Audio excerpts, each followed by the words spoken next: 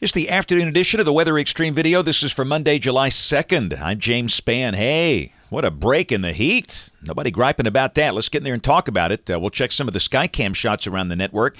First off, coming from Cheahaw State Park. Wouldn't that be a nice place to be? I saw 79 up there about 2:45 this afternoon. Yeah, buddy, after some good morning rain. There's the Demopolis Skycam. Temperatures are warmer down there. They're sitting in the low 90s. That's the Tombigbee River, of course, as seen from our Skycam at the Demopolis Civic Center. And yeah, man, this place is packed this week. It's Independence Day week at Gulf Shores. A little cloudyish down there today, but I don't think they've had any rain. And for the next week or so, very standard summer weather. There'll be a pretty decent amount of sunshine each day, and each day the chance of the typical scattered showers and storms we deal with here in the Deep South. Boy, look at the convection that came in here this morning. That really got underneath that upper ridge and cooled things down nicely. I've often said summer convection is a great mystery. The two biggest challenges in forecasting weather here are thunderstorms in the summer and snow in the winter. The storms in summer, quite frankly, are not totally understood, the processes involved and how they initiate. But they certainly did the job on the heat today. Look at those numbers at 2 o'clock. Birmingham at 80 degrees. At this time yesterday, it was 104. How about that for a 24-degree drop? The hot spot, though, look at the shoals. They're baking up there at 97. Columbus, Mississippi at 99. So they missed out on the convection this morning. And around the nation, the hot spots are now well to the north and west of here. The Carolinas have cooled down. Georgia's cooled down. We've got mid-90s over parts of the mid-south and also parts of the western high plains. Check the radar. That's at 2:37. The morning convection has stabilized the air across the northern part of the state, and I don't think we see any additional showers around here. There was a cluster of strong storms on the Tombigbee River well south of Demopolis, down below Nanophilia and Pennington. And any additional storm development more than likely will be down across the southern third of the state this afternoon and tonight.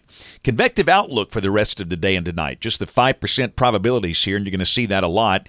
The main action up north is pretty much the same deal tomorrow and on Wednesday. We'll see some scattered storms around. They could pack a punch, and there's always the chance of some hail and a wet microburst in a summer storm. But in terms of the organized convection, no, that nothing like spring or the fall season here. And the rain for the next 5 days, you can kind of pick out where the center of the heat bubble retreats to. It's off to the north and west of here, around Kansas City and Wichita, Oklahoma City. Not a drop of rain there, but around here, this is suggesting rain amounts of over 1 inch between now and Saturday morning at 7. And, of course, we all know the distribution will be very uneven, like it was today. Some people had some good rain. Some people had nothing. It's the nature of the hit-and-miss showers. And the tropics, nice and quiet. Notice a wave coming off the coast of Africa, but the water's pretty cool out there, and don't expect any issues for a while. We'll check the GFS, the Global Forecast System, valid at 1 o'clock tomorrow afternoon at 500 millibars. You can see how the heat is expanding back to the west, and down below that, just typical summer weather. I mean, again, trying to tell you exactly when and where it's going to rain for a picnic tomorrow or on the 4th. It's just it's impossible to do. But the heat will be coming back. We should be in the middle 90s tomorrow. There's Wednesday, 4th of July. Both the models are showing 96. Partly sunny, a few scattered showers and storms, mainly in the afternoon. Go to Thursday, same deal. I promise the maps are different. They're, they look the same. There's Friday. Again, mid-90s are likely, and that's about where we should be. And Saturday, as we start the weekend back to the upper levels, you can see how the core of the heat has kind of shifted north and west of here, and we have enough moisture and instability for the typical scattered shower and storm type forecast with a mix of sun and clouds. And again, mid-90s.